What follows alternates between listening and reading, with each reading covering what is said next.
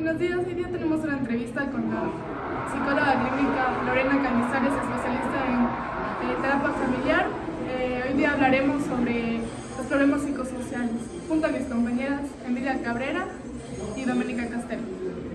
¿Con qué tipos de problemáticas psicosociales ha trabajado a lo largo de su vida profesional? Con varios tipos de problemas, como por ejemplo violencia, maltrato psicológico, abandono emocional, negligencia en la crianza, desconocimiento de cómo establecer patrones y normas de regla y manejo de comunicación. Son muchos los tipos. En su experiencia de intervención ante estos problemas, ¿de qué manera cree que el contexto influye en la comprensión de los problemas psicosociales? Definitivamente influye siempre, porque el paciente llega a la consulta con el problema, pero siempre pasa que el contexto influye de alguna forma. Nosotros en psicología clínica manejamos lo que se denomina factores. Tenemos los factores protectores, los mantenedores, tenemos los factores precipitantes, que son factores que hacen o contribuyen para que el problema que tiene el paciente o se mantenga o se agrave. Entonces, es importante, cuando nosotros hacemos el análisis clínico del problema del paciente, siempre analizar el contexto en el que se desenvuelve el paciente. ¿Hasta qué punto usted se apoya en datos objetivos como pruebas, escalas, diagnósticos, indicadores o test para su intervención profesional y por qué recurre a ellos? Yo les diría, chicas, que casi siempre.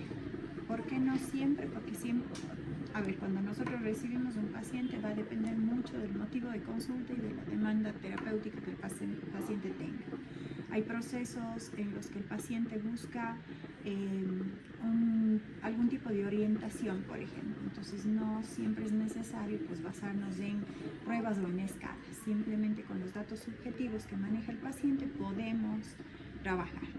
Sin embargo, en la mayoría de los casos, las problemáticas tienen que ser sujetas a evaluación para nosotros poder determinar una presunción diagnóstica y con base a eso, plantear el plan terapéutico para el paciente. Describe una intervención en la que haya utilizado tanto información cualitativa como cuantitativa. ¿Qué aportó cada tipo de información y qué cree que habría pasado si solo hubiera utilizado un solo tipo de información? Bueno, puedo mencionar el caso de una nena de 8 años cuya historia, la nena llega a la consulta con la mamá específicamente por presentar problemas de atención, concentración, retención y es derivada de la escuela. La escuela pide que la nena busque ayuda. Entonces, al llenar la historia clínica de la paciente con la representante, porque asistió solo la mamá, pues ella determina que a la nena no le gusta ir a la escuela, que la nena se siente muy ansiosa, que llora todos los días, somatiza mucho esta ansiedad, todos los días se queja de dolor de estómago, o de la rodilla, o de la pierna, o del brazo, o de la cabeza. Y la mamá cuenta en la anamnesis de la paciente que toda la vida la nena ha tenido dificultades para atender, para concentrarse. Desde que estuvo en la guardería, ella había tenido problemas para ir a la par, digamos, en el proceso de desarrollo. Siempre le notificaron a la mamá que había una brecha entre la edad de desarrollo y el desarrollo como tal. Sin embargo, la mamá asume la responsabilidad de no haber tomado en consideración esos resultados, digamos, de las evaluaciones y pensaba que era solamente cuestión de la edad de la niña. Cuando ya llega la nena a la escuela, se topa ya con una estructura académica más sólida, más compleja. Entonces la mamá empieza a darse cuenta de que siempre las observaciones que le hicieron tenían un fundamento más fuerte, digamos. Y la mamá, ya al recibir la queja de la escuela, decide llevarle a una evaluación. En este caso, chicas, fue muy necesario aplicar pruebas, PCI, aplicar una escala de Conners para determinar la presencia de un déficit de atención o hiperactividad, y la escala se aplica tanto a padres como a la maestra, es una integralidad. Se aplicó la prueba de CI, como les comento, trabajamos con el WISC. También se aplicó una escala de conducta, porque la nena, debido a todo eso, pues se distraía fácilmente y no se portaba bien en la escuela. Pero además fue muy importante aplicarle la otra parte, en donde viene la parte cualitativa, ¿no? Todo lo que les mencioné es la parte cuantitativa. Y viene la parte de la necesidad de aplicar test proyectivos para ver cómo estaba la nena, cómo se estaba sintiendo, qué pensaba, qué quería, qué necesitaba. Entonces, una vez obtenidos todos estos datos, se procedió a analizarlos, a interpretarlos, se pudo determinar, gracias a la parte cuantitativa de la intervención, de la evaluación, pues que la nena sí, efectivamente tenía déficit de atención sin hiperactividad, tenía un coeficiente intelectual límite, lo cual estaba siendo estaba presente ese diagnóstico debido a una falta de estructura, de normas, de reglas y de disciplina que se vio en la parte cualitativa, en cambio. Entonces, sin duda, en este caso fue extremadamente necesario combinar las dos áreas, porque si no hubiésemos tenido incompleta la información y, por supuesto, el plan terapéutico no iba a estar bien planteado.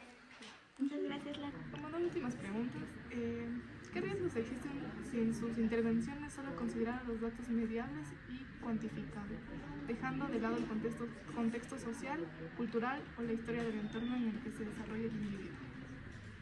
Yo diría que el riesgo es muy alto. Sí, en nuestra área, en el área clínica, sí vamos a tener pacientes a los que específicamente se les va a tener que evaluar desde el punto de vista cuantitativo.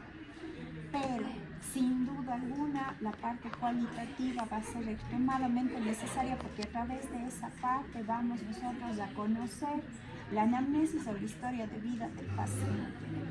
Y analizar el contexto en el que el paciente se desenvuelve es indispensable. Caso contrario, estaríamos trabajando apenas con una de todas las aristas que engloban el psicodiagnóstico clínico.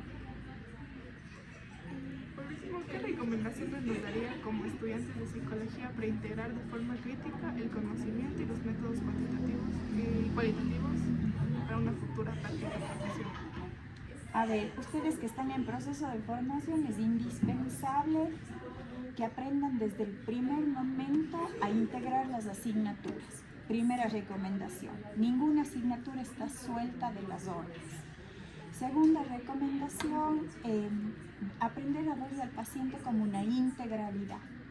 Es decir, el problema puede ser algo muy específico, pero para que ese problema específico esté ahí, sin duda alguna, otras áreas de la vida del paciente confluyen e influyen para que el problema esté ahí o se mantenga, persista y no pase.